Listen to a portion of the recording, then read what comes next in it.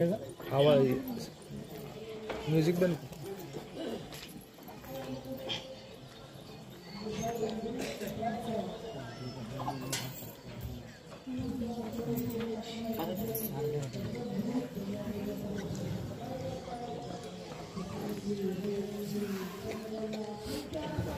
कुंभार sir यांनी व्यासपीठावर यायचं आहे.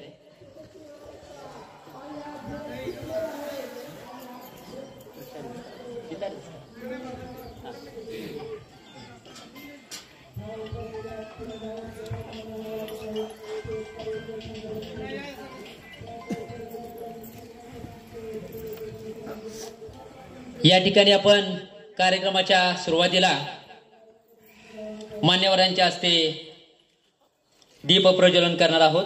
मान्यवरांनी दीप प्रज्वलन करून घ्यावं. मान्यवरांनी दीप प्रज्वलन करून घ्यायचं आहे.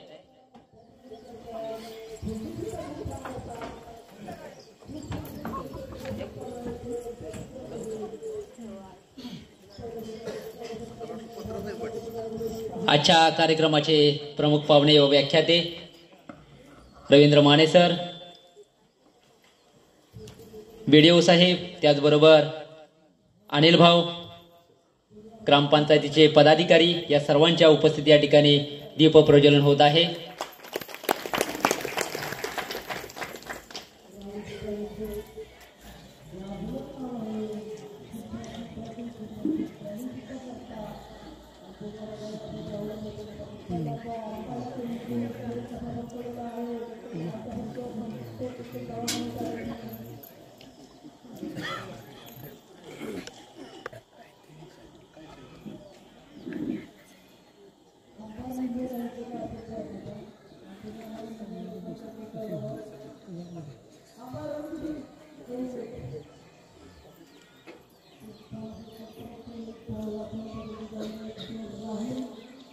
गेल्या गत 1 वर्षापासून आपण नामदार शंभूराज देसाई साहेब यांच्या माध्यमातून गावात केलेल्या विकास कामाबद्दल विकास पर्व या पुस्तक प्रकाशन सोहळा, त्याचबरोबर ग्रामपंचायत 15% निधीतून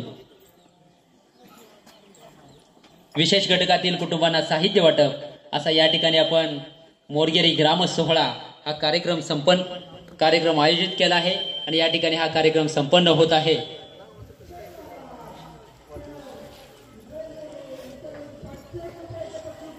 सर्वप्रथम या ठिकाणी उपस्थित असलेले सर्व मान्यवरांचा या ठिकाणी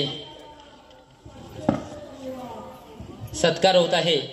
पाहुण्यांच्या आगमनाने हर्ष झाला संपूर्ण गावात.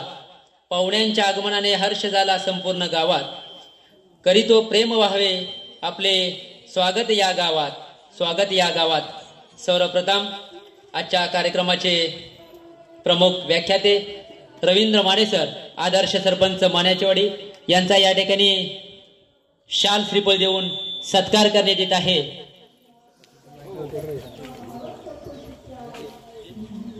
सन्माननीय गट विकास अधिकारी गोरख शेलार साहेब यांचा या ठिकाणी सत्कार होत आहे. सन्माननीय सरपंच, उपसरपंच या ठिकाणी व मान्यवर यांच्या हस्ते बीडीओ साहेबांचा सत्कार होत आहे.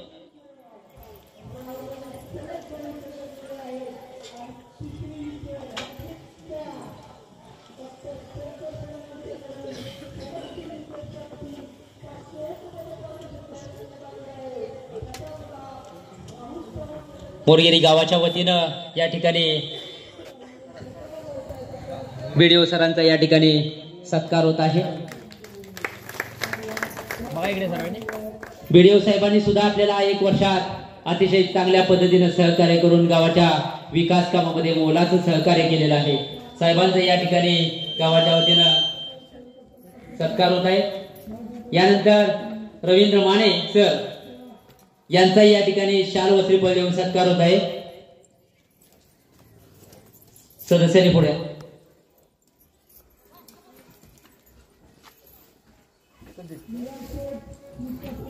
उपसरपंच सचिन मोरे पाटील व मान्यवर या ठिकाणी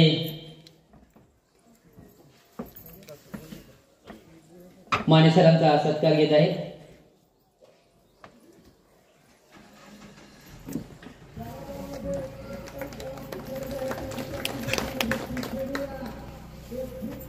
इकडे बघा.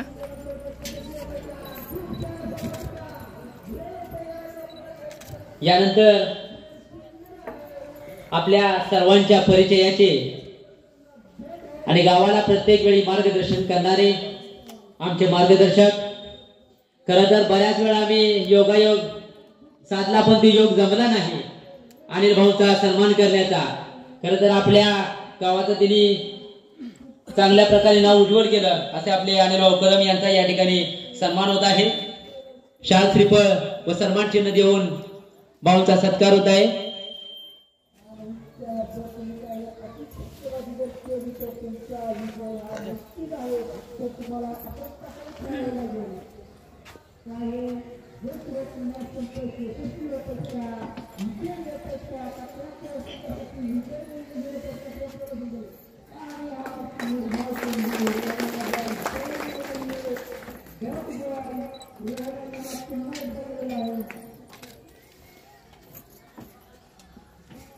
यानंतर या ठिकाणी आपल्या सर्वांच्या परिचयाचे कुंभार सर यांचा या ठिकाणी सन्मान होत आहे.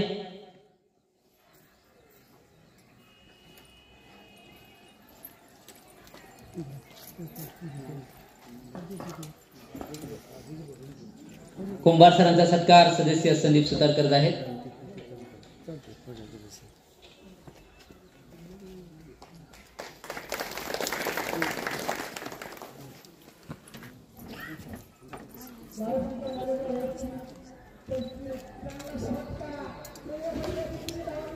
यानंतर या ठिकाणी विठ्ठल माने चेअरमन विकास सेवा सोसायटी मानेची वाडी यांचा या ठिकाणी शाल श्रीफळ देऊन सन्मान होत आहे.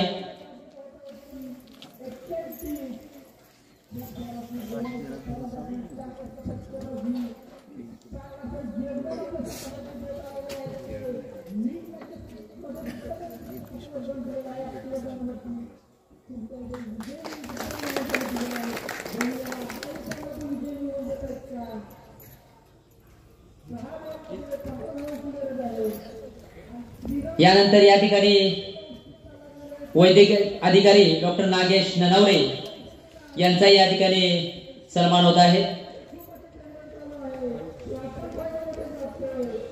सौ वैशाली मोरे सदस्य साहेबांचा सत्कार करतील.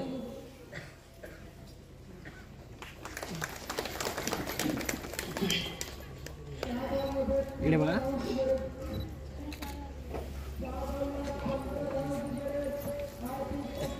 स्थानापन्न व्हायचे सदस्यांनी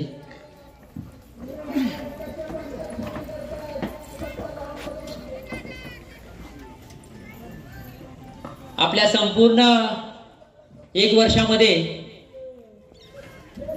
विविध निधीतून सातारा जिल्ह्याचे पालकमंत्री सन्माननीय नामदार शंभूराज देसाई साहेब यांच्या माध्यमातून त्याचबरोबर सर्व अधिकाऱ्यांनी केलेल्या सहकार्याच्या माध्यमातून आपण या ठिकाणी जे विकास कामे केली आहेत त्या विकास कामांबद्दलचं पुस्तक प्रकाशन सोहळा या ठिकाणी होत आहे. विकास पर्व या नावाचे पुस्तक प्रकाशन होत आहे. मान्यवरांनी पुस्तक प्रकाशनासाठी उभं राहायचंय.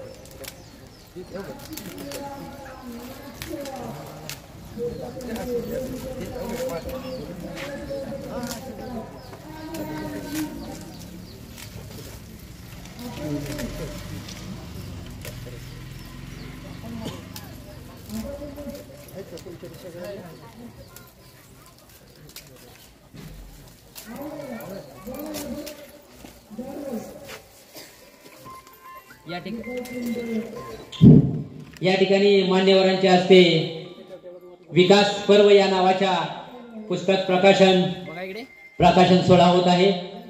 सर्व ग्रामस्थांनी टाळ्याच्या गजरात या ठिकाणी पुस्तक प्रकाशन झालेलं आहे.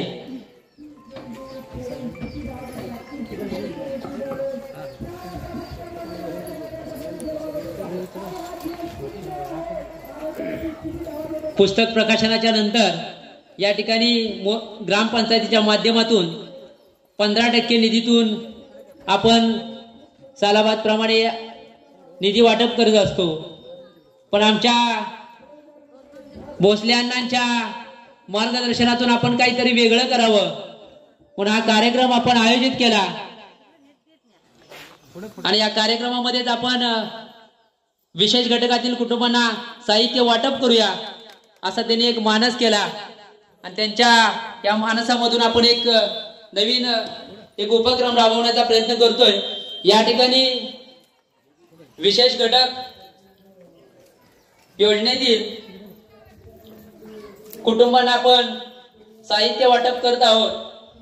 यामध्ये आपल्या गावातील अशोक केरू कांबळे, सुनील यशवंत नायकवडी, यशवंत बळवंत रामचंद्र वायकर, गणपत अण्णा वायकर, राजाराम गणपत सातपुते, संजय रामचंद्र मोरे, नथुराम तुकाराम मोहिते, दिनकर शंकर मोहिते, शरद सकाराम मोहिते व श्रीमती मंजुळा नंदे मोहिते या कुटुंबातील प्रत्येक एका सदस्याने या ठिकाणी यायचं आहे व आपलं साहित्य मान्यवरांच्या हस्ते स्वीकारायचं आहे. आता मी नाव पुकारलेल्या कुटुंबातील व्यक्तींनी पुढे यायचं आहे. शरद सकाराम, अशोक केलू कांबळे, दिनकर मोहिते आपण पुढे यायचं आहे. वायकर आपण उठा जागेवरून पटपट कार्यक्रम उरकायचा आहे.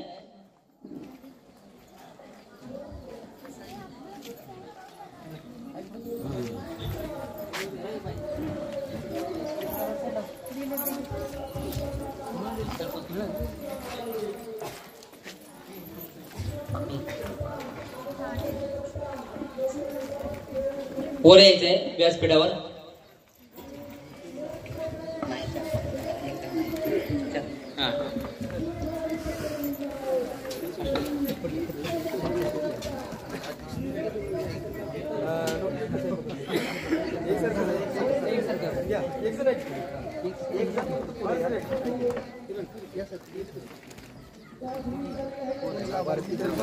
या ठिकाणी 15% निधीतून आपण साहित्य वाटप करत आहोत.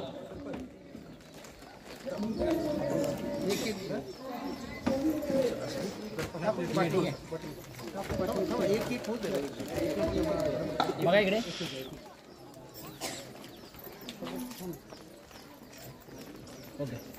खाली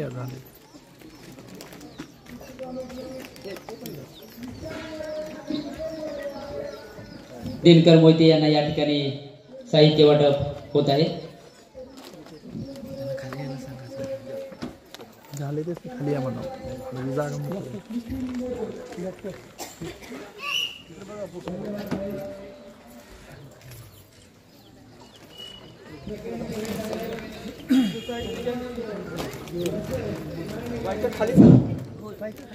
यानंतर शरद मोहिते यांना ठिकाणी साहित्य वाटप होत आहे. मान्यवरांच्या हस्ते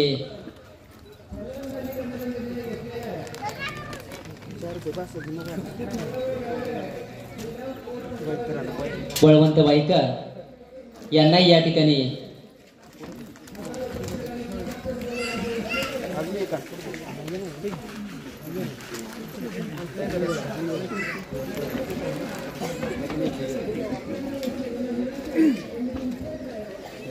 त्याचबरोबर राजाराम सातपुते,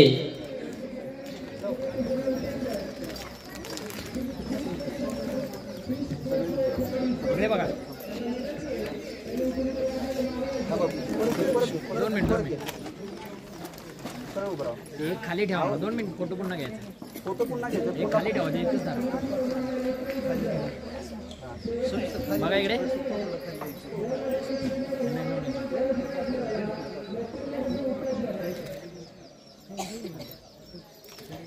ओके.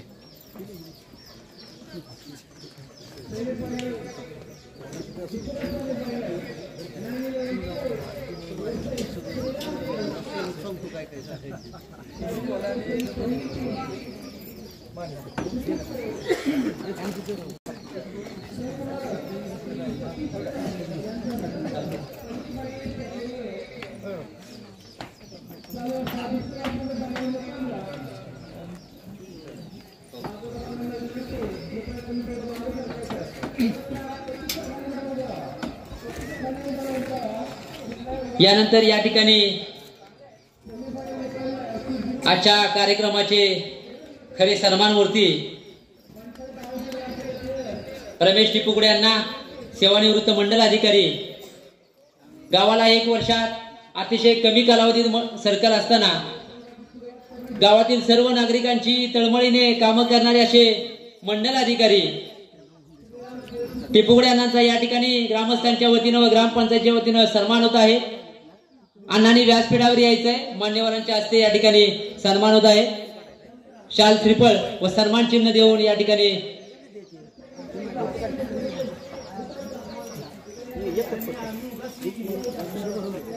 साधं व्यक्तिमत्व, सरळ आणि प्रेमळ व्यक्तिमत्व, कोणत्याही माणसाला कधीही त्यांनी कोणत्याही कामात अडवणूक केली नाही असं आपले टिपुगडे अण्णा यांचा या ठिकाणी ग्रामस्थांच्या वतीनं सत्कार होत आहे। मान्यवरांच्या हस्ते या ठिकाणी सन्मान होत आहे। अण्णा, तुम्ही सेवानिवृत्त झाला असा तर यापुढे तुमचं आम्हाला नक्कीच मार्गदर्शन लाभावं। त्याचबरोबर यानंतर आमचे ग्रामसेवक सिद्धार्थ भोसले अण्णा यांचाही या ठिकाणी सन्मान होत आहे। अगदी मूर्ती लहान असली तरी कीर्तिमान अशा कर्तृत्वान आमचे भोसले अण्णांनी 1 वर्षात अतिशय तळमळीनं काम करून त्यांना प्रस्ताव तयार करायचं म्हणलं की फार म्हणजे घाई असते। साहेबांनी काम द्यायचं आणि त्यांनी प्रस्ताव तयार करायचं। आता प्रस्ताव कितीतरी पेंडिंग असतील एवढं काम त्यांच्याकडे आहे आणि अतिशय चांगल्या पद्धतीनं काम करत असतात।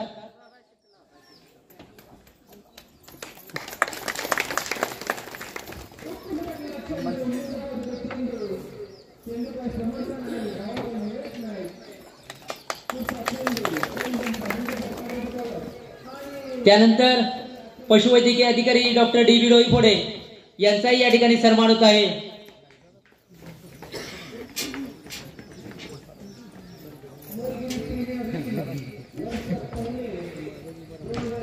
त्यानंतर डी एल निकाळजे यांना प्रत्येकाला समजावून सांगणं आणि योग्य मार्ग काढणं, कामाची अतिशय चांगल्या पद्धतीची लोकांना सेवा देणारे आपले निकाळजे अण्णा यांचा या ठिकाणी सन्मान होत आहे। ग्रामस्थांच्या वतीनं व ग्रामपंचायतीच्या वतीनं या ठिकाणी शाल श्रीफळ व सन्मान चिन्ह देऊन मान्यवरांच्या हस्ते सत्कार होत आहे।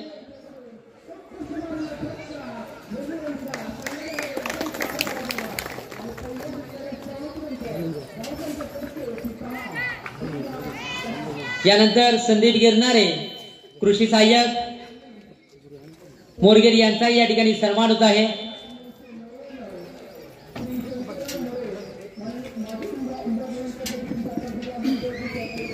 गिरणारे सरांनी 1 वर्षभरात मला वाटतं 7 ते 8 मीटिंग घेतल्या। याच्या अगोदर कृषी सेवक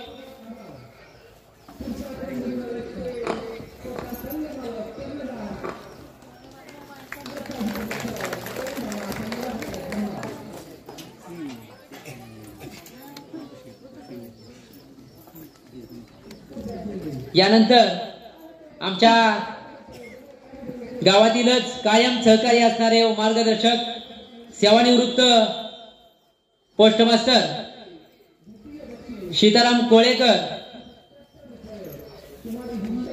सीताराम मोरे व सूर्यकांत केळकर या तिघांचाही या ठिकाणी सन्मान होत आहे। सन्मानासाठी व्यासपीठावर यायचं आहे।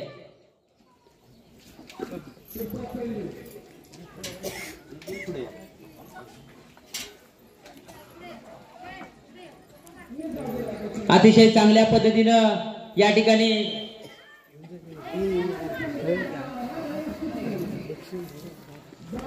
पोस्ट कार्यालयात त्यांनी सेवा दिली आणि या सेवेबद्दल त्यांचा या ठिकाणी सन्मान होत आहे.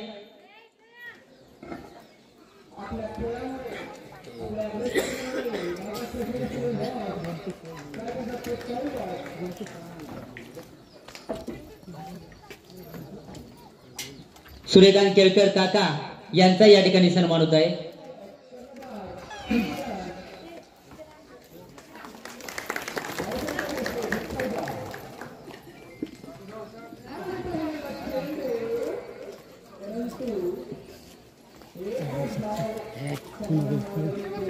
सीताराम मोरे यांचा या ठिकाणी डॉक्टर नागेश ननावरे यांच्या शुभास्ते व मान्यवरांच्या उपस्थित या ठिकाणी सन्मान होत आहे.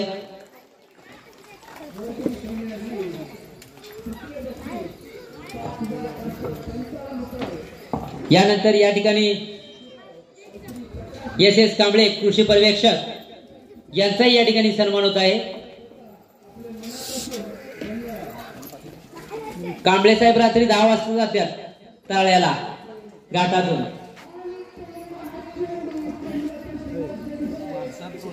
कायम शेतकऱ्यांच्या सेवेत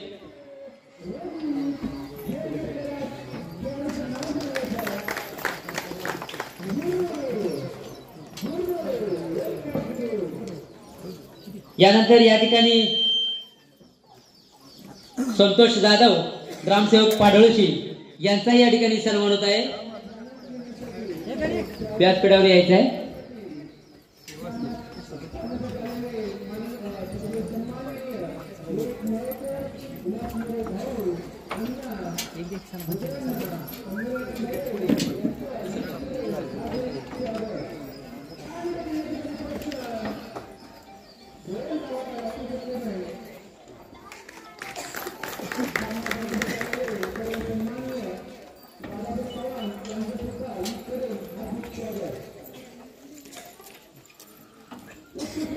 या ठिकाणी प्रमुख पाहुण्यांना अतिशय कमी वेळ असल्यामुळे आपण बऱ्याच जणांची भाषणं कमी करून या ठिकाणी कार्यक्रम संपन्न करणार आहोत.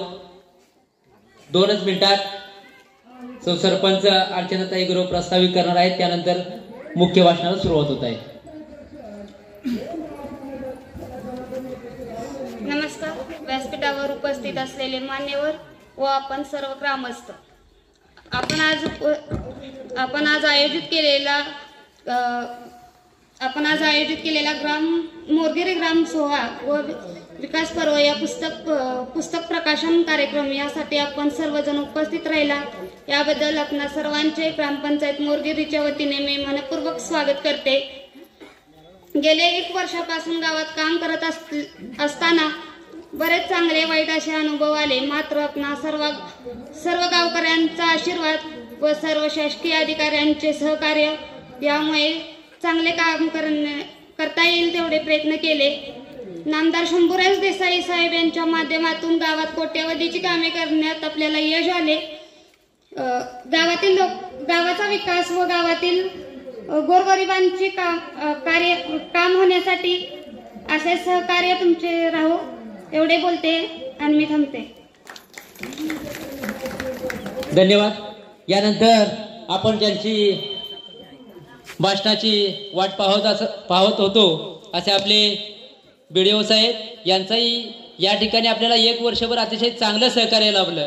म्हणजे बीडीओ साहेबांनाही माहीत आहे मोरगिरी म्हणलं की काही अडचणी, किती अडचणी आणि या अडचणीतून कसा मार्ग काढला ते आमच्या मोसल्यांना आणि बीडीओ साहेबांना माहीत आहे. आणि बीडीओ साहेबांचं या ठिकाणी भाषण होणार आहे. साहेबांना मी विनंती करतो.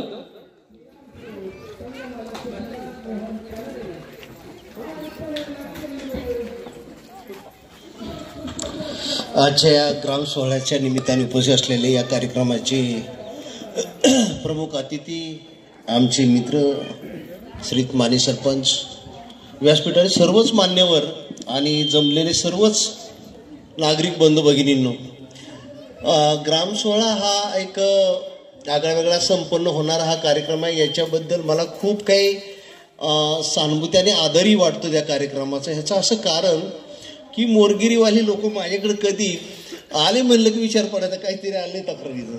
पण ह्यावेळी जरा थोडंसं वेगळा हे झाला की बाबा आता आमच्या गावात वेगवेगळ्या विकास कामाच्या अनुषंगाने ग्रामसोहळा आहे. खूप आज काय आमच्याकडे बरेच कर्मचारी काही संपाव गेलेत, काय अजून हजर नाही झाले. अशा स्थितीमध्ये प्रशासकीय कामकाज मोठ्या प्रमाणावर आहे. अजूनही मला जायचं आहे. तरी पण मी पहिलं या गावचे सरपंच, त्यांचे सर्व सहकारी, ज्येष्ठ नागरिक, सर्व त्या गावातील नागरिक बंधू भगिनींना एक अतिशय धन्यवाद देतो की एका गावामध्ये वेगवेगळ्या विचाराची लोक असताना विकासासाठी एकत्र येणारे हे एक गाव आहे. गावामध्ये सहभाग घेणं हे काही कमी नाही.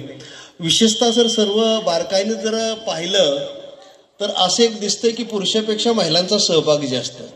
आजची गणना केली तर 57 पुरुष आणि 97 महिला हजर आहेत.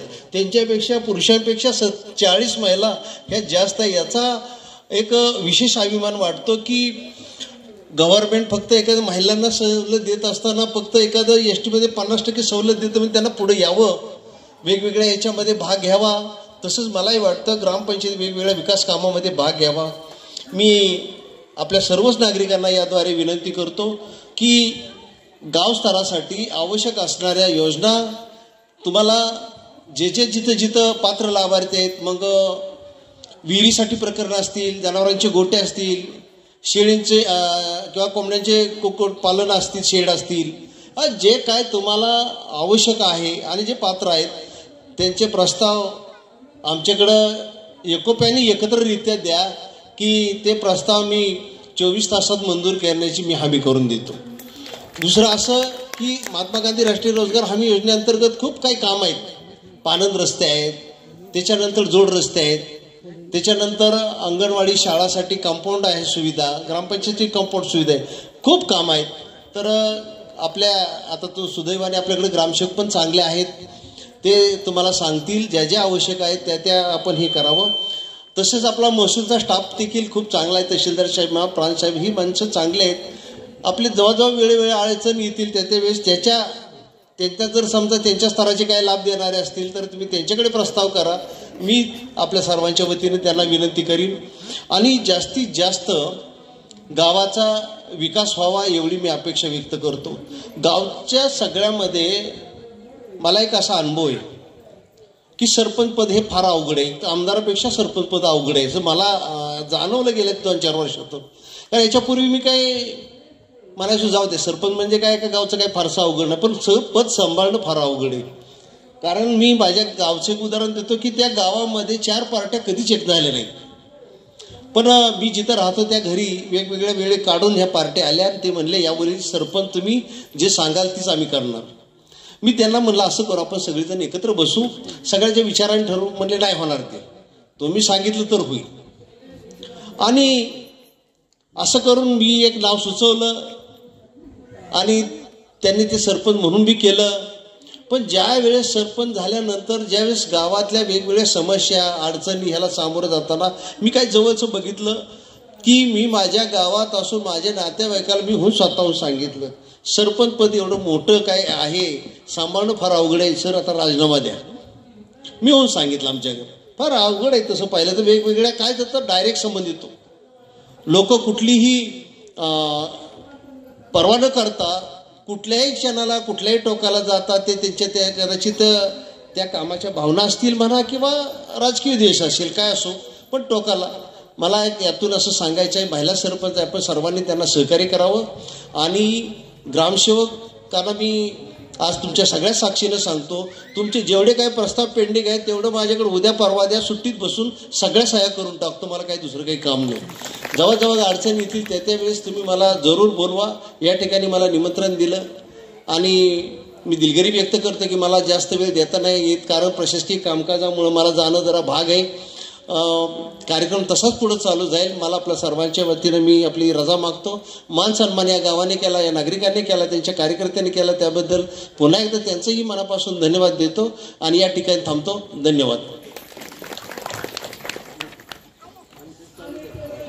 धन्यवाद साहेब.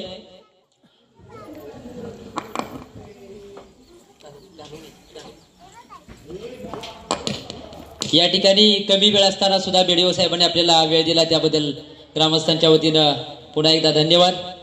या ठिकाणी आपले मुंबई पुणेवासीय यांचं आपल्याला कायम सहकार्य असतं आणि मुंबई पुणेवाल्यांच्या सहकार्यामुळेच आपण 1 वर्षात विकास नव्हे विकासच आपण करून ठेवला. काही 100% कामं झाली नसतील, आमच्याकडून सुद्धा काही चुका झाल्या असतील, त्या सुद्धा आम्ही नक्की सुधारू आणि तुम्ही आम्हाला त्या बाबतीत वेळोवेळी मार्गदर्शन करत असणारच आहात. मुंबई पुणेवासियांच्या मनातलं बोलण्यासाठी 2 शब्द आपले अनिल सुर्वे या ठिकाणी मनोगत व्यक्त करणार आहेत. यानंतर आपल्या प्रमुख व्याख्याते रवींद्र माने सरांचं व्याख्यान होणार आहे. हे व्याख्यान ऐकल्याशिवाय कुणी जायचं नाही, कारण माने सरांचं व्याख्यान ऐकल्यानंतर आपल्या 100% काहीतरी बदल होईल. या ठिकाणी अनिल सुर्वे मनोगत व्यक्त करत आहेत. आदरणीय व्यासपीठावरील सर्व मान्यवर अधिकारी, पोलीस अधिकारी अनिल भाऊ कदम, कुंभार सर, सर्व शासकीय अधिकारी, ग्रामपंचायत सदस्य, सरपंच, उपसरपंच, माझे मायबाप आणि माझ्या भगिनी आणि माझ्या बंधूंनो, मी फक्त 2 शब्द बोलणार आहे. एक मी अनिल भाऊ कदम यांचा अनुभव शेअर करणार आहे की ते फार मोठे DSP अधिकारी होते हडपसरला. त्यांच्याकडे एक 5-6 जिल्ह्यांचा कारभार होता आणि मुंबईमध्ये मला अशी अडचण आली होती, फार मोठी अडचण आली होती आणि मी तिथं अडकलो होतो आणि त्याला काही प्रॉब्लेम नव्हता, सॉल्व्ह नव्हता, सोल्युशनही नव्हतं. मी अनिल भाऊंना फोन केला. ते DCP होते. त्यांनी मला सांगितलं, अनिल मी तुझा माऊस भाऊ आहे असं तिथं त्या मॅडमला सांग आणि मी तिला कॉल करतो. अशा 2दा घटना घडल्या भाऊ, अशा 2 वेळा घटना घडल्या. तर खरोखर तिथं म्हणजे फार मोठा मला दंड भरावा लागला असता. तो दंड भरावा लागला नाही. मला मॅडमनं सोयीस्कर सोडवलं, चहा कॉफी दिली. त्यामुळं अनिल भाऊ रिटायर झाले. त्यांना पुढील आयुष्य असंच दीर्घायुष्याचं, आरोग्यदायी आणि चांगलं जाऊ. बघा, ते मोरगीच्या असून गावातले असून एक नातेवाईक आहे म्हणून सांगतात, ह्यात फार मोठेपणा आहे. दुसरी एक गोष्ट बोलायची आहे की माझे 3 मामा पुढं बसलेले आहेत. पोस्टात माझा नेहमी संपर्क असायचा. 3 मामांच्या बद्दल जर बोलायचं म्हटलं तर 3ही प्रामाणिक कार्य. माझे तर मामा आहेतच, ज्यांनी आज 20 किलोमीटर दिवसाचं रनिंग करायचं, पोस्टाचं काम करायचं. खातेबाह्य पोस्ट होतं, आता खात्यातली लोक भरायला लागलीत. हाच तो फरक राहिला. 39-40 वर्ष दोघांची सर्व्हिस झाली. त्यांचंही आरोग्यदायक जाऊ पुढचं आयुष्य आणि त्यांनाही असं भरभराटून आयुष्य मिळो हीच ईश्वरचरणी प्रार्थना करतो. तिसरी गोष्ट बोलायची अशी, आपलं गाव कसं असावं, आपल्या गावाचा विकास कसा व्हावा. आता मी टाटा मोटर्समध्ये 33 वर्ष माझीही सर्व्हिस झालेली आहे. टाटा मोटर्समध्ये मीही काम केलं आहे, मोठ्या पदावरतीही काम केलेलं आहे. तरी आपलं गाव कसं असावं, आपल्या गावाचा विकास कसा असावा, त्यामध्ये हेवे दावे नसावेत आणि ग्रामपंचायतीनं विकास हा गोरगरिबांच्यासाठी करावा. आणि तो विकास करत असताना एक म्हण आहे संस्कृतमध्ये, कर्मण्यवाधिकार असते मा फलेषु कदाचनम. तुम्ही तुमचं कार्य करत राहा, फळाची अपेक्षा करू नका, तुम्हाला हे फळ मिळत राहणार. एवढे 2 शब्द बोलतो आणि मी माझे 2 शब्द संपवतो. धन्यवाद. यानंतर आपल्या आजच्या कार्यक्रमाचे प्रमुख पाहुणे, त्यांनी स्वतःच्या गावाचं नंदनवन केलं आणि अनेक वेळा आपण पेपरमधून किंवा बातम्यामधून त्या माण्याच्यावाडी गावचं नक्कीच माहिती वाचली असेल. त्या गावचे माण्याच्यावाडी तालुका पाटण ढेबेवाडी विभागातील माण्याचीवाडी या गावचे आदर्श सरपंच रवींद्र माने सर यांचं या ठिकाणी गाव कसा असावा, गावगाड्यातील लोकांनी कसं असावं किंवा ग्रामपंचायतीने कसं काम करावं या संदर्भात ते आपल्याला मनोगत मार्गदर्शन करणार आहेत. रवींद्र माने सर, टाळ्याच्या गजरात त्यांचं स्वागत करायचं.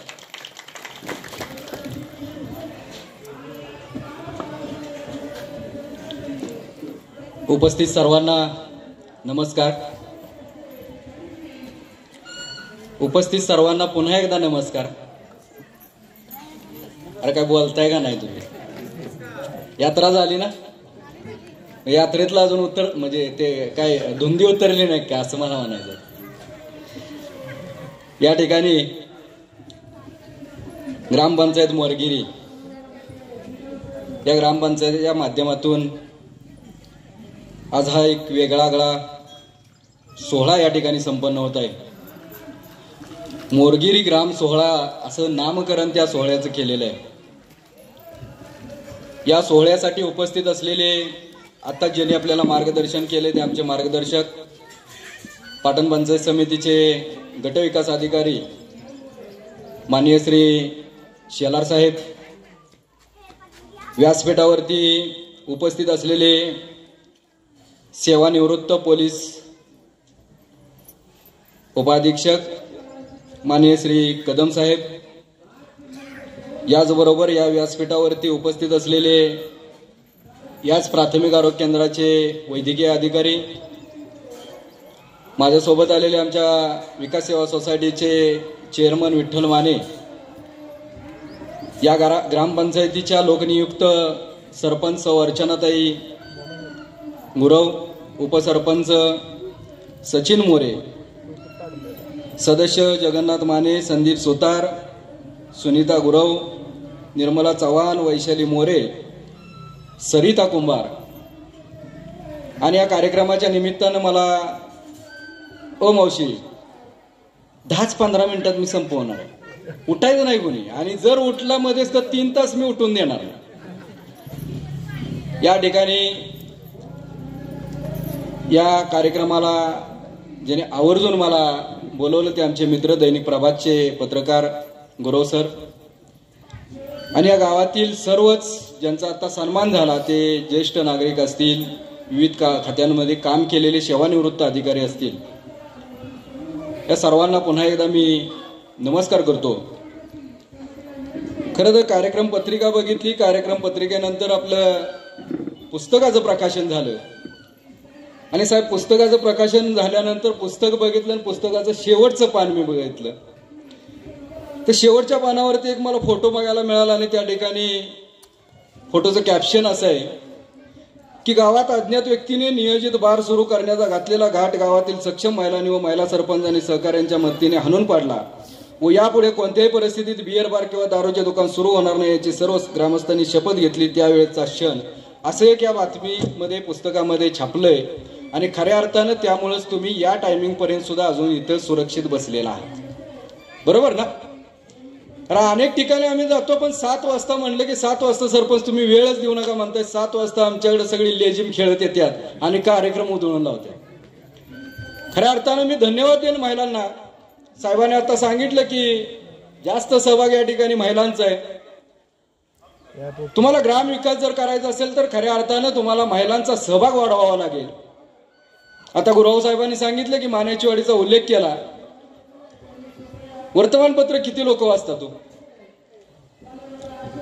वाचक आहेत का नाही गावातले? आहेत ना? या 2 दिवसातली वर्तमानपत्र किती लोकांनी वाचली? बघा, मी भाषण करणार नाही, माझा प्रश्न उत्तराचा तास असतोय. तुम्हाला बोलतं करून जाणार. तुम्ही जर बोलायला लागला तर गावाचा विकास होणार आहे, जर गप बसला तर गावाचा विकास होणार नाही. म्हणजे सरपंच करतायत, ग्रामसेवक करतायत, आणि तुम्ही गप बसला तर त्या गावाचा विकास होणार नाही. तुम्हाला बोलायला शिकलं पाहिजे. गावाचा विकास कधी होतो? तुमचा हा वित्त आयोगाचा निधी असेल किंवा 15% निधी असेल, या सरपंचाने किंवा या सदस्यांनी तुम्हाला कळूच दिलं नसतं तर तुम्हाला त्या या थंडीमधलं ब्लँकेट मिळालं असतं का? हो, मिळालं असतं. आणि यासाठी बोलायला शिकलं पाहिजे. गावाचा विकास कधी होतो? तर तुम्ही ज्या वेळेस बोलायला शिकाल त्यावेळेस तुम्ही ग्रामसभा अटेंड कराल, ज्या वेळेस तुम्ही मासिक सभा अटेंड कराल, ज्यावेळेस तुमच्या वार्ड सभा होतील. आणि खऱ्या अर्थाने जर तुम्हाला डेव्हलप गाव करायचं असेल तर त्याला ग्रामसभा बळकट व्हायला लागते. मी महाराष्ट्रभर नाही तर देशभर फिरतोय. माझ्या ग्रामपंचायतीनं, मान्याचीवाडी ग्रामपंचायतीनं आतापर्यंत सर 72 पुरस्कार घेतले. मगाशी आपली चर्चा चालू असताना कदम साहेबांची तळमळ मला दिसली. सरपंचांना जवळ बोलवून घेतलं आणि सरपंचांना सांगत होते, काही टिप्स देत होते. माझं त्यांच्याकडे लक्ष नव्हतं, पण कान माझ्याकडे होते. माझे कान तिकडे होते. कदम साहेब सांगत होते सरपंचांना कशा पद्धतीनं या ठिकाणी बस स्टँड त्या ठिकाणी डेव्हलप झालं पाहिजे, गावाचा विकास कशा पद्धतीने झाला पाहिजे.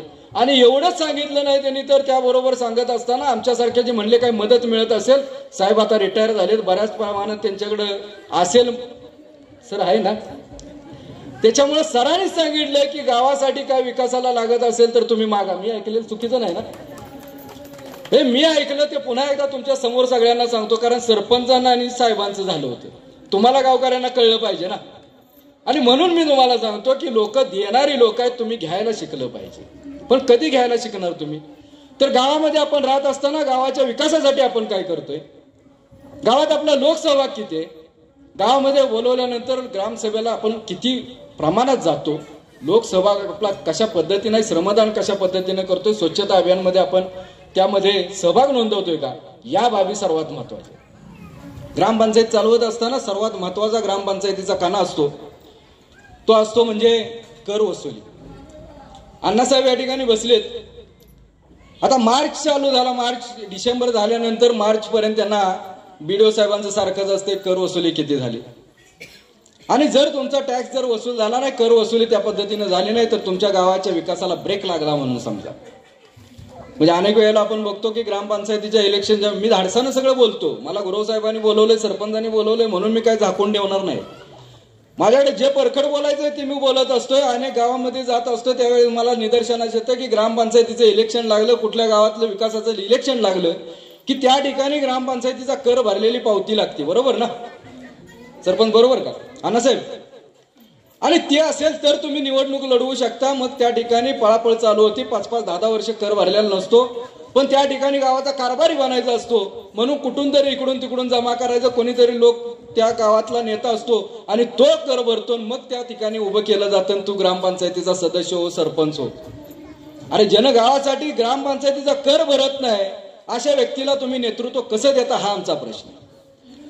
म्हणजे कशासाठी कर भरायचा मग तुम्ही नेतृत्व करायला येणार? गावासाठी योगदान द्या आणि योगदान दिल्यानंतर गावामध्ये त्या ठिकाणी योगदान दिल्यानंतर तुम्ही गावाचं नेतृत्व करायला या, हे आमचं म्हणणं आहे. मी 25 वर्ष झालं गावामध्ये प्रतिनिधित्व करतोय. गेल्या 5 टर्म मानेचवाडीमध्ये बिनविरोध 5 टर्मला 25 वर्ष झालं ग्रामपंचायतीमध्ये काम करतोय. वयाच्या 21व्या वर्षापासून काम करतोय. मानेचवाडीचा मगाशी मी तुम्हाला उल्लेख सांगितलं केला की तुम्ही वर्तमानपत्र किती जणांनी वाचता. काल परवा 2 दिवसात किती लोकांनी वर्तमानपत्र वाचलं मला माहित नाही, पण मराठी आणि इंग्लिश मीडियमच्या इंग्लिश वर्तमानपत्रातल्या सर्व वर्तमानपत्रांनी आणि इलेक्ट्रॉनिक मीडियाच्या इलेक्ट्रॉनिक चॅनेलनी सगळ्यांनी मानेचवाडीची दखल घेतली. गेल्या 2 दिवसांमध्ये आम्ही एक उपक्रम राबवला.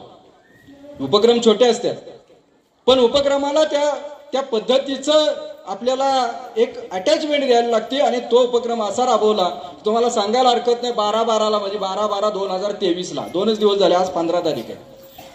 12 तारखेला आम्ही ग्रामपंचायतीच्या माध्यमातून संपूर्ण गावाच्या घरांचं नामकरण केलं. आपण नामकरण कुणाच करतो? बारसं कोणाचं घालतो? बारसं मुलांचं बारसं घालतो ना. तशा पद्धतीनं मुलांचं बारसं न घालता गावामध्ये ग्रामपंचायतीनं प्रत्येक घराचं नामकरण केलं. आपल्याकडे असतंय की आई बाबांचा आशीर्वाद, तात्यांचा आशीर्वाद, घरांना आपण नावं देतो ना, वेगवेगळ्या पद्धतीची नावं देतो. पण मानेचवाडीमध्ये 2 दिवसांपूर्वी हा आगळा वेगळा उपक्रम पार पडला आणि असा सोहळा पार पडला. त्याच्या माध्यमातून काय काय घडलं आणि ते कशासाठी घडवायचं असते, कशासाठी करायचं असते, केवळ प्रसिद्धीसाठी नाही तर गाव एक आदर्श टप्प्यावरती आपल्याला न्यायचं आहे. गावातल्या लोकांचं आरोग्य त्या पद्धतीचं निरोगी राहिलं पाहिजे आणि म्हणून आमचे प्रयत्न चालू असतात. या ठिकाणी 2 दिवसांपूर्वी हा कार्यक्रम पार पडला. त्याच्यात थोडक्यात मी तुम्हाला सांगेन की गावातील घरांचं नामकरण केलं. 212 घरं आहेत माझ्या गावामध्ये, 128 कुटुंब आहेत आणि 420 लोकसंख्या आहे. गाव केवढं छोटं आहे. म्हणजे मोरगिरीची जर 2,500-3 हजार लोकसंख्या असेल, किती लोकसंख्या आहे मोरगिरीची? अण्णासाहेब किती लोकसंख्या आहे? 2100. 1400 लोकसंख्या 2011 जनगणनेनुसार. हे तुमच्या गावाच्या एक 50% अर्ध्या प्रमाणात आमचं गाव असेल किंवा त्याही पेक्षा छोटं गाव. 212 घरांचं नामकरण केलं. नामकरण करत असताना नावं कुठली दिले तो घरांना? पेपर कोणी वाचले का 2 दिवसांपूर्वी? वर्तमानपत्र किती लोकांनी वाचले? हा, देशी प्रजातींच्या झाडांची नावं दिलीत, वृक्षांची नावं दिलीत. घरांना नावं कशीच दिलीत?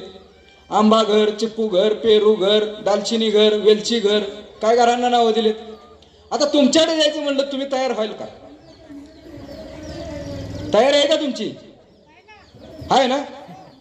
का द्यायचो? वृक्षांची नावं का द्यायची घरांना? काय कारण काय असू शकतं? त्याच्या पाठीमागचं लॉजिक काय? त्याच्या पाठीमागचं लॉजिक मी तुम्हाला आता सांगतो. तुम्ही या ठिकाणी वयस्कर काय लोक आहेत बसले तिथं, निवृत्त झालेले, सेवानिवृत्त झालेले, त्यांच्यासाठी मी सांगेन की बाबा या गावामध्ये तुम्ही 60 वर्षापूर्वी जन्माला आला. 60 वर्षापूर्वी या गावाची परिस्थिती काय होती? या गावाच्या परिसरामध्ये वृक्ष लागवड किती होती किंवा वृक्षांचं प्रमाण किती होतं? आणि आजचं प्रमाण किती कमी झाले का वाढले हे फक्त आम्हाला सांगा. कमी झालं म्हणजे मला सांगा तुम्ही कुठल्या दिशेनं चालला? शहरामध्ये सिमेंटची जंगलं निर्माण व्हायला लागलेत, तशी आता गावागावामध्ये सिमेंटची जंगलं निर्माण व्हायला लागलेत. सिमेंटची जंगलं म्हणजे मला म्हणायचं असं आहे की सिमेंटच्या इमारती उभ्या राहायला लागलेत आणि त्या इमारती उभ्या करत असताना गाव परिसरातल्या त्या घराला अडचण होईल अशा ठिकाणची झाडं आपण तोडतोय. रस्त्यानं आपल्याला जायला वाट नसेल तर रस्त्यासाठी आपण झाडं तोडतोय आणि आपण पर्यावरणाचा ऱ्हास करतोय. आणि पर्यावरणाचा ऱ्हास होऊ नये, त्या ठिकाणी आरोग्य चांगलं राहावं, लोकांचं निरोगी आरोग्य राहावं आणि त्याच्यासाठी ऑक्सिजनची गरज असते. कोरोना काळामध्ये किती लोकांनी कोरोनाचा अनुभव घेतला हो? किती लोक कोरोनातनं बाहेर पडले? आज सगळेच कोरोनातले, आपण बसलेले सगळेच कोरोनावासी आहे का नाही? तुम्ही असताना कोरोना होता ना? बोला ना, तुम्ही बोलत नाही. पुन्हा कोरोना याची वाट बघू नका. त्याच्यामुळे 2 वर्षापूर्वी आपण परिस्थिती बघितली, कोरोनामध्ये ऑक्सिजनच्या मशनी मिळत नव्हत्या का? मिळत होत्या. ऑक्सिजनच्या मशनी मिळत नव्हत्या. लोकांनी 30-30 हजार, 35-35 हजार, 40 हजार रुपये, घरात ज्याला कोरोना झालाय ना पेशंट त्याला विचारा, 40-40 हजार, 50-50 हजार रुपये देऊन सुद्धा कोरोनाच्या काळामध्ये ऑक्सिजनच्या मशनी खरेदी केल्या. कशासाठी? ऑक्सिजन द्यासाठी. आणि ही वेळ येणार नाही असं तुम्ही समजू नका. भविष्यामध्ये तुमच्यावरती ही वेळ येऊ शकते आणि म्हणून आपल्याला वृक्ष लागवड करायची आहे, गावागावामध्ये ऑक्सिजनचं प्रमाण वाढवायचं. आणि त्यासाठी गावामध्ये काल परवा आम्ही तो उपक्रम राबवला. 212 घरांच्या माध्यमातून 500 रोपांचं लागण केली, 500 झाडांचे लागवड केली. आणि ती झाडं कुठं लावली तर प्रत्येकाच्या दारामध्ये 2 झाडं लावली. आता तुम्ही म्हणाल आंबा घर कोणाला दिलं, चिक्कू घर कोणाला दिलं, बाबळ घर कोणाला दिलं, लिंबू घर कोणाला दिलं? ही नावं वेगवेगळी आहेत ना. आता लिंबू घर कोणाला दिलं तर कोण घेईल का हो? लिंबूवाडा आहे म्हणेल. मग अशा पद्धतीने आम्ही करत असताना कोणावरती अन्याय होता कामा नये म्हणून 30 प्रजातीची झाडं आणली, 30 प्रजातीची वेगवेगळ्या झाडं आणली. आणि त्या ठिकाणी कुणाला कुठलं द्यायचं? सरपंचांना आंबा घर घ्यायचं का, चिक्कू घर घ्यायचं का? मग त्या ठिकाणी इतरांच्यावर अन्याय होईल, त्या ठिकाणी तो पारदर्शकपणा होणार नाही. म्हणून आम्ही त्या ठिकाणी ड्रॉ काढला, लकी ड्रॉ काढला. ज्यानं चिठ्ठी उचलायची त्या नावाची, ज्यानं उचलली पेरू उचललं की पेरू घर त्याचं झालं. त्यामध्ये चिठ्ठी उचलल्यानंतर ज्याला वेलची घर येईल त्याचं घर वेलची घर झालं. आणि अशा पद्धतीचा उपक्रम राबवला. काल परवा आमच्याकडे 500 वृक्षांची लागवड झाली. आता ही 500 वृक्ष लावून आम्ही थांबणार आहे का? केवळ 500 वृक्ष साहेब लावून थांबायचं आहे का? तर आम्ही 12/12/2023 ला जो कार्यक्रम घेतला तो 12/12/2024 ला त्याचा आम्ही वर्धापन दिन करणार आहे. वर्धापन दिन आणि त्याचा पहिला वाढदिवस त्या झाडांचा घालणार.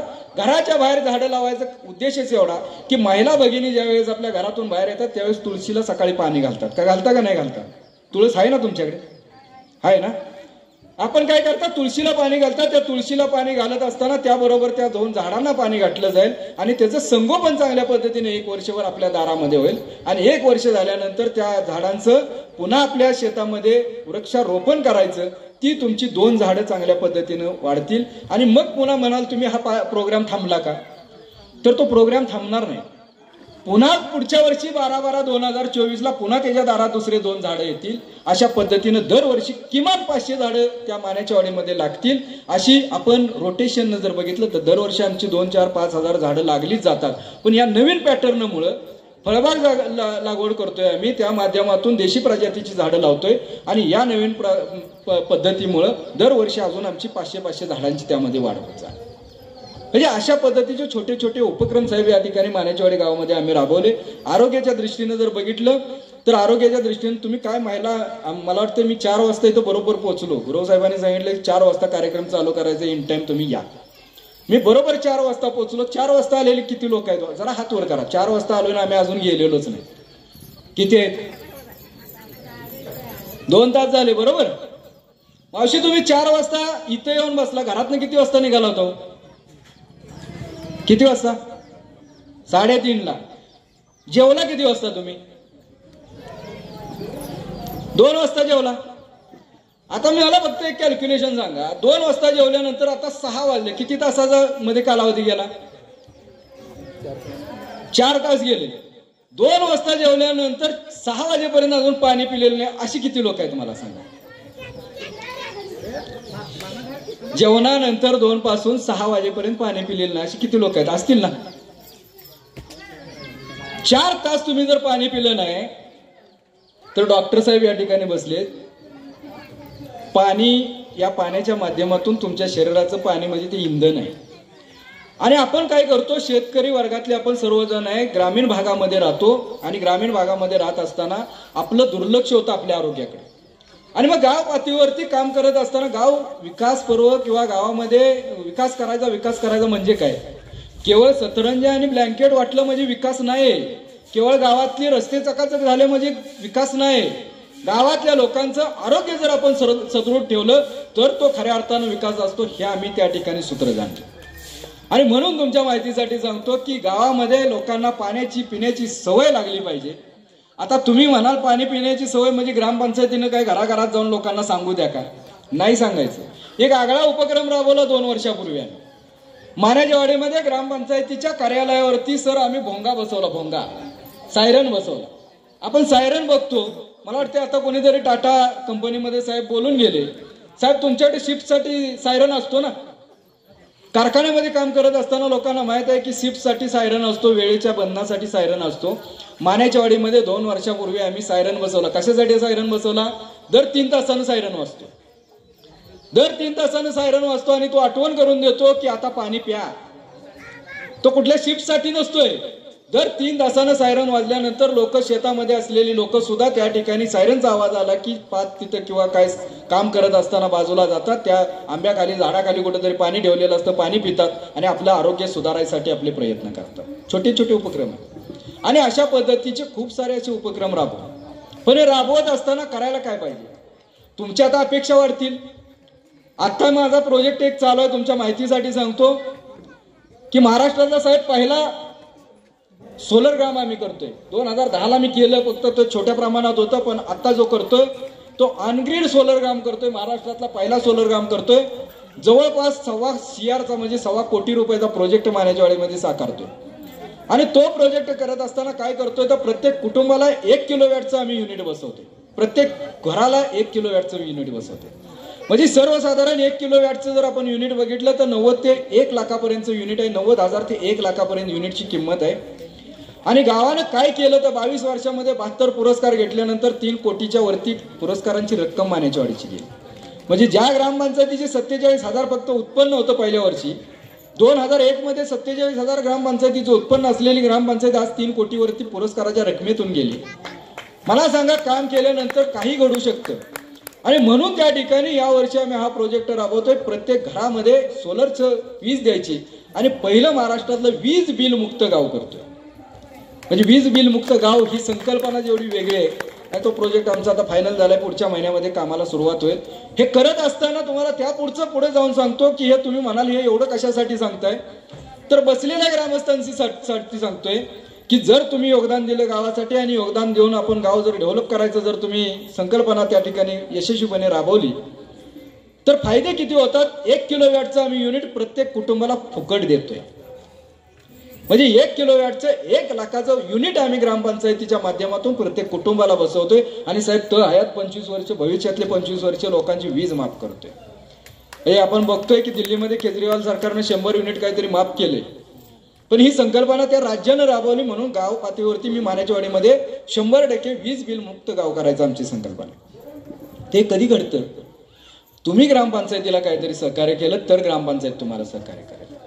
तुम्ही आता बघत असाल की आता तुम्हाला 15 वित्त किंवा 15% अनुदानातून तुम्हाला ब्लँकेट आणि याचं वाटप केलं. तर आमच्याकडं त्या पद्धतीचं आरक्षण किंवा आरक्षित कॅटेगरी नसल्यामुळे आमचा ओपन समाज आहे. पण ओपन असला तरी सुद्धा आम्ही आता सोलरच्या माध्यमातून 1-1 लाख रुपयांचं युनिट प्रत्येक कुटुंबाला देतो. हे कधी घडतं? 24 तास पाण्याची सोय, 24/7ची पाण्याची सोय आहे. पण पाणी सुद्धा आम्ही त्या ठिकाणी मीटर लावले. तुम्ही म्हणाल 24/7 आहे म्हणल्यानंतर बरं झालं, घराच्या शेजारी आपलं बागायत करायला काय अडचण नाही, चालूच ठेवायचा नाही. आम्ही तरी ते पण सांगितले लोकांना, बागायत करायचं असेल तरी सुद्धा करा, काय तुम्हाला वापर करायचा तेवढा करा, पण इकडे मीटर चालू राहणार आहे. त्याच्यामुळं घडलं काय तुम्हाला सांगतो, 5 वर्षापूर्वी मीटर बसवले आम्ही. हे सर्वसाधारण 2015-16-17ला आम्ही मीटर बसवली. पाण्यासाठी मीटर बसवली. 24/7 पाण्याचं मीटर 24/7 योजना केली. रात्रंदिवस नळाला चालू केलं, नळ कॉक चालू केला की घरात पाणी येते. आणि हे करत असताना आम्ही 24/7ची योजना करत असताना नळाला सुद्धा आम्ही मीटर बसवली. घडलं काय तुम्हाला सांगतो, 420 लोकसंख्या आणि दिवसभरात 1 लाख लिटर पाणी लागायचं मानेच्यावर.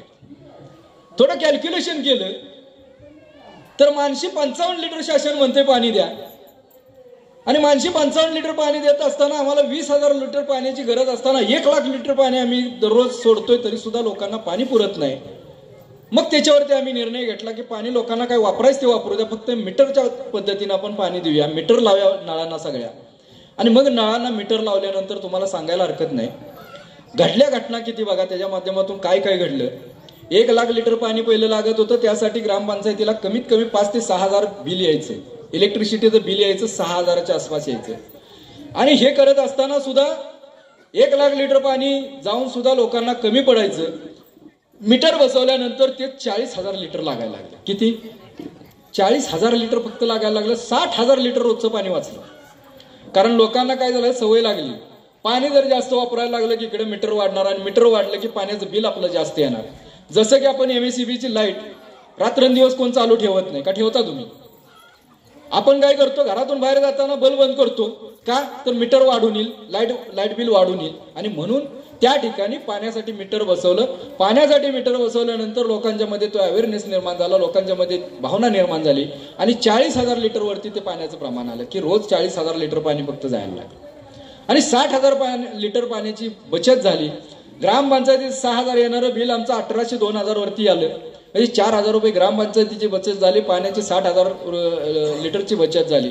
आणि प्रत्येक व्यक्तीला जसं 1,000 रुपये किंवा 900-800 रुपये आपण पाणीपट्टी ठेवतो, तर ती पाणीपट्टी 1,000 न बसता त्या मीटरद्वारे पाणीपट्टी लोकांना बसायला लागली. तो सर्वसाधारण 350-400 रुपयेपर्यंत पाणीपट्टी बसायला लागली. म्हणजे अशा पद्धतीचे नाविन्यपूर्ण उपक्रम राबवत गेल्यामुळं ग्रामपंचायत सक्षम झाली. आणि ग्रामपंचायत सक्षम झाल्यामुळं प्रत्येक कुटुंबाला त्या पद्धतीच्या सुविधा निर्माण झाल्या. आणि हे घडतं कधी, मी पुन्हा एकदा तुम्हाला सांगेन की त्यासाठी तुम्हाला ग्रामसभा बळकट करायला लागते.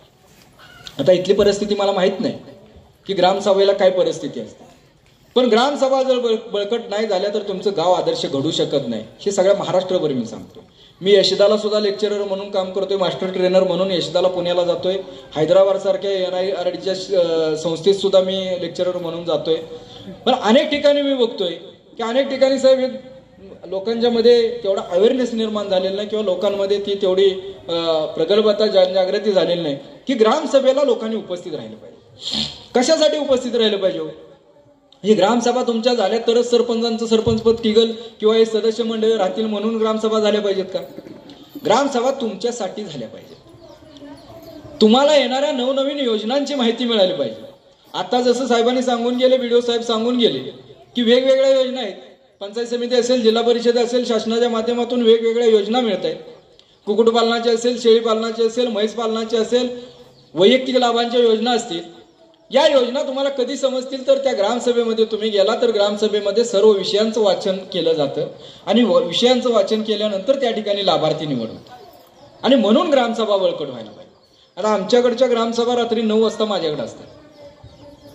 प्रत्येक ग्रामसभा ही रात्री 9लाच मानेचवाडीमध्ये होते. कुठलीही ग्रामसभा दिवसाची होत नाही. त्याचं कारण काय हो?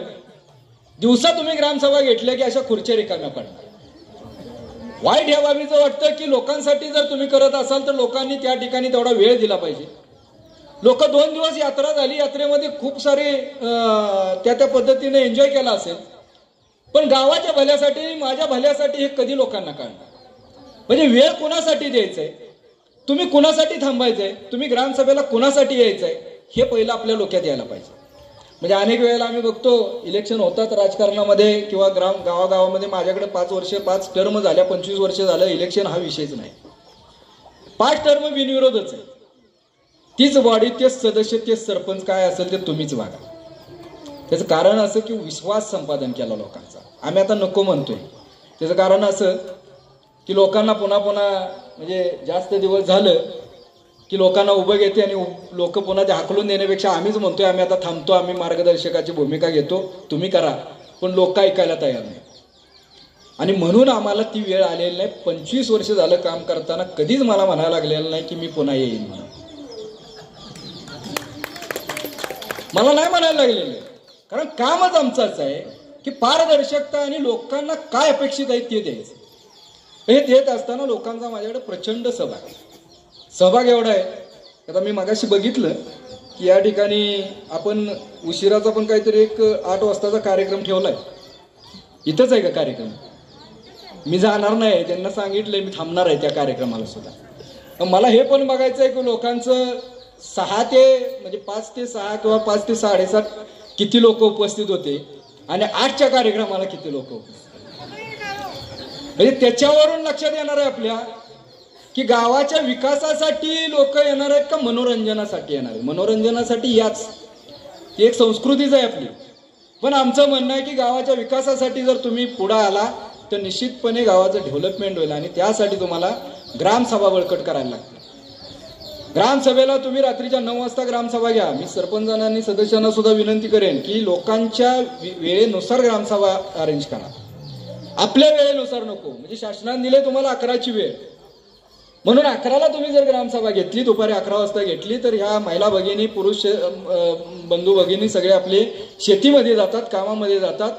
त्यांचा 1 दिवसाचा जर रोज बुडवून ते ग्रामसभेला थांबायचं म्हणलं तर ते शक्य नसतं. आणि म्हणून लोकांच्या वेळेनुसार आपल्या ग्रामसभा झाल्या पाहिजे. आणि लोकांच्या वेळेनुसार ग्रामसभा झाल्या तर लोकांचा त्या ठिकाणी सहभाग वाढेल आणि सहभाग वाढल्यानंतर गावात राबवण्यात येणारे उपक्रमांची त्या ठिकाणी लोकांना माहिती मिळेल आणि ते उपक्रम लोकांना जसं जसं कळत जातील तशा तशा पद्धतीनं लोक अजून तुमच्या बरोबर अप्रोच वाढायचं. त्याच्यामुळं काही बाबीमध्ये आपल्याला कायद्याला थोडीशी बदल देऊन आपण फ्लेक्झिबल राहून आपल्याला गावाच्या विकासासाठी काही मुद्दे अशा पद्धतीनं निश्चितपणे करावेच लागतील. मी पुन्हा एकदा आपल्याला सांगेन की गावामध्ये काम करत असताना अनेक योजना आहेत. आम्ही टार्गेट ओरिएंटेड काम करतो.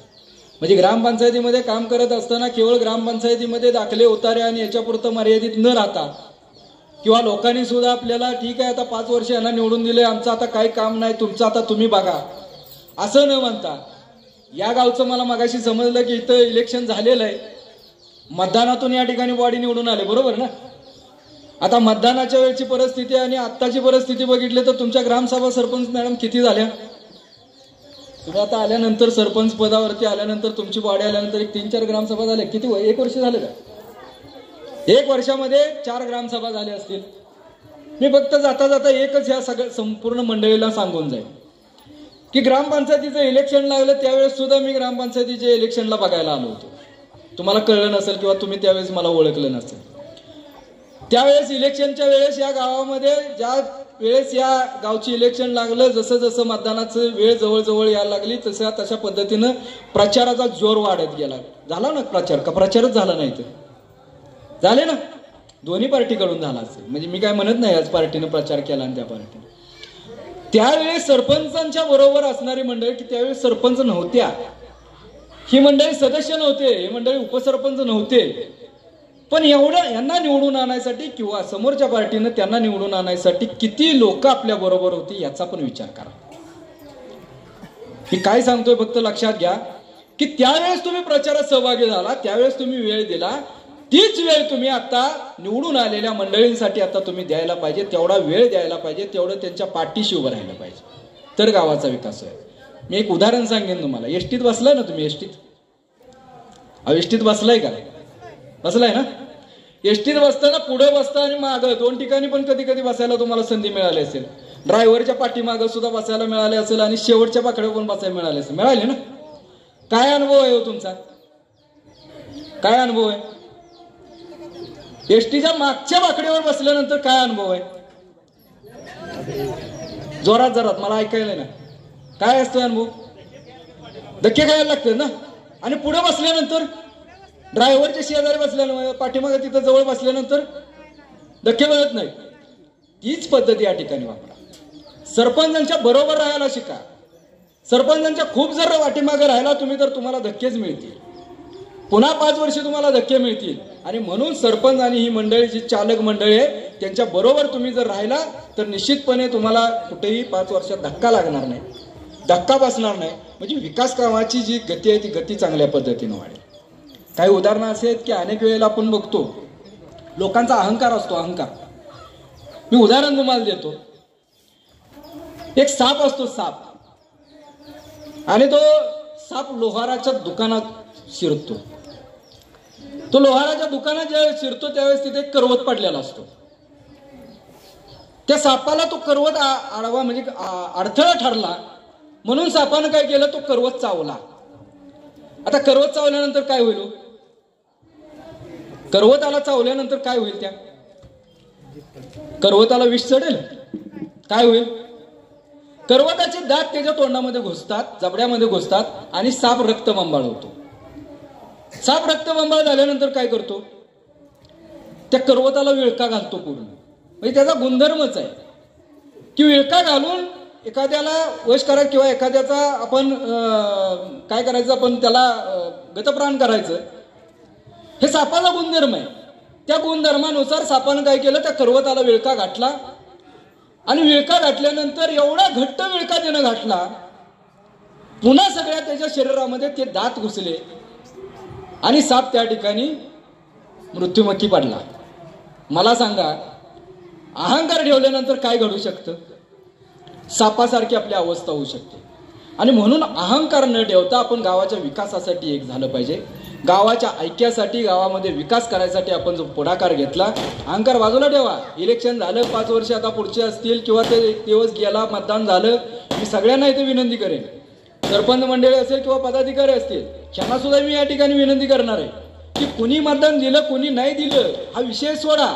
आता आपण 5 वर्ष गावाचं लोकनियुक्त सरपंच आहोत, लोकनियुक्त सेवक आहोत, आपण सदस्य आहोत, त्या वार्डाचं आपण प्रतिनिधित्व करतोय. ही डोक्यामध्ये आपण संकल्पना घेऊन जर काम केलं तर निश्चितपणे 5 वर्षानंतर मी या सर्व बॉडीला सांगेन किंवा मी सर्वांना सांगेन की 5 वर्षानंतर तुमचं काम असं दिसलं पाहिजे, दिशादर्शक काम दिसलं पाहिजे. आणि 5 वर्षानंतर पुन्हा लोकांनी म्हणायला पाहिजे की पुन्हा तुम्हीच. हे अशा पद्धतीचं आपलं काम त्या ठिकाणी झालं पाहिजे. मी या ठिकाणी खूप वेळ घेणार नाही. आपण पुन्हा एकदा अशाच पद्धतीचं पुन्हा यात्रेच्या अगोदर नियोजन करा, कारण यात्रेनंतर नियोजन केलं की थोडंसं माणसं स्थूल होतात. यात्रेच्या अगोदर आपण कधीतरी अशा पद्धतीचं नियोजन करू आणि निश्चितपणे गावामध्ये लोकसहभाग वाढला पाहिजे. लोकसहभाग वाढला तरच गावाची प्रगती होईल. मोरगिरीसारखं गाव पाटण तालुक्यातलं एक वेगळं खोर आहे. आमच्या भागासारखंच हे पण वेगळं खोर आहे आणि या ठिकाणी या गावामध्ये गावाचा इतिहास वेगळा आहे. या गावामध्ये काम करत असताना लोकनियुक्त सरपंच तुमच्या चांगल्या सुशिक्षित आहेत, सदस्य तुमचे चांगल्या ॲक्टिव्ह दिसत आहेत आणि म्हणून त्यांना आपण सर्वांना या मंडळींना सहकार्य करा. अनिल भाऊसारखी मंडळी काय सेवानिवृत्त झालेले गावामध्ये असतील, आता त्यांनी होऊन स्वतः म्हणले की आमची पण सहकार्य करण्याची इच्छा आहे.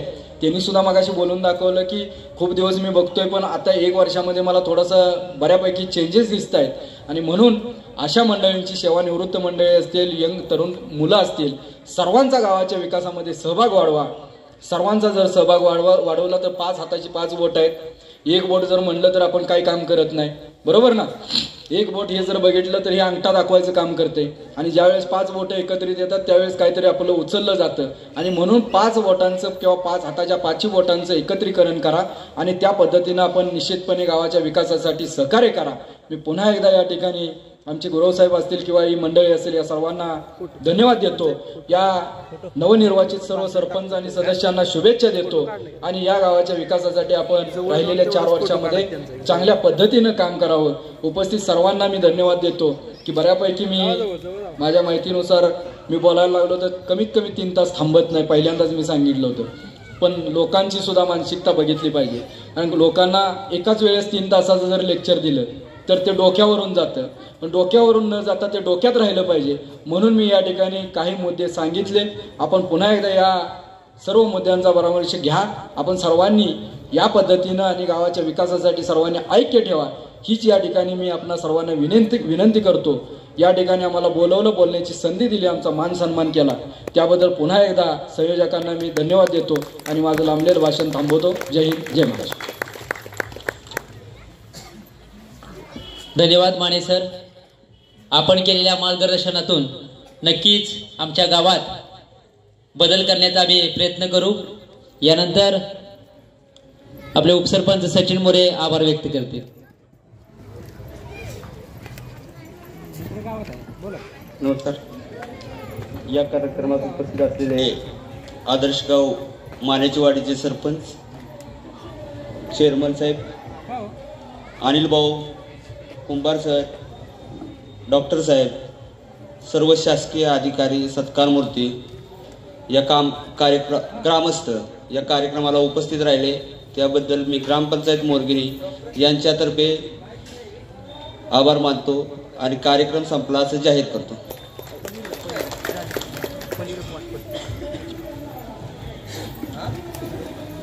बसा म्हणा, जागेवर बसा.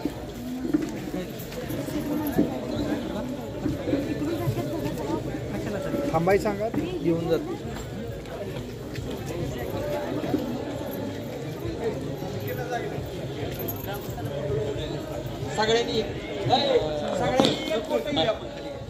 जरा ग्रामस्थांनी 2 मिनिटं फोटो घ्यायचा आहे. पुढे या. सर्व ग्रामस्थांनी स्टेजच्या समोर यायचं आहे, फोटो घ्यायचा आहे.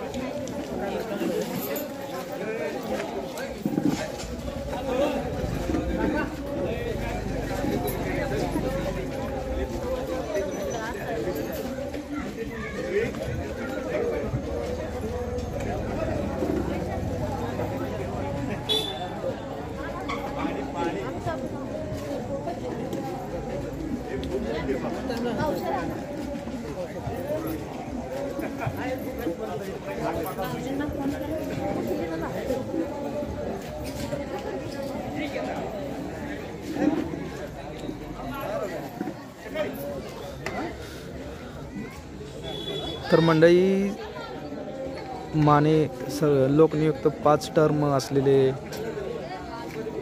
बिनविरोध असलेले माने साहेब यांचं उत्कृष्ट असं भाषण झालेलं, खूप प्रेरणादायी भाषण होतं. तर आपल्या यूट्यूब चॅनेलतर्फे त्यांचं खूप खूप धन्यवाद.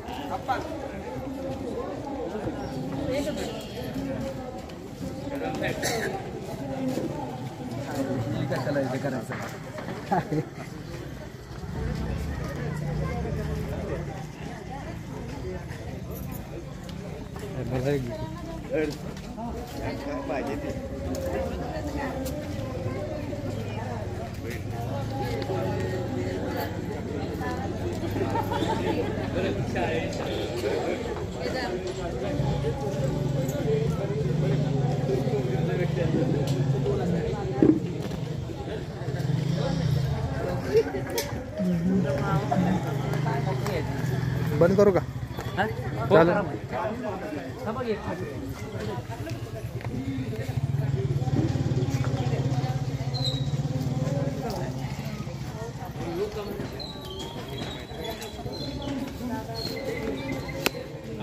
चल.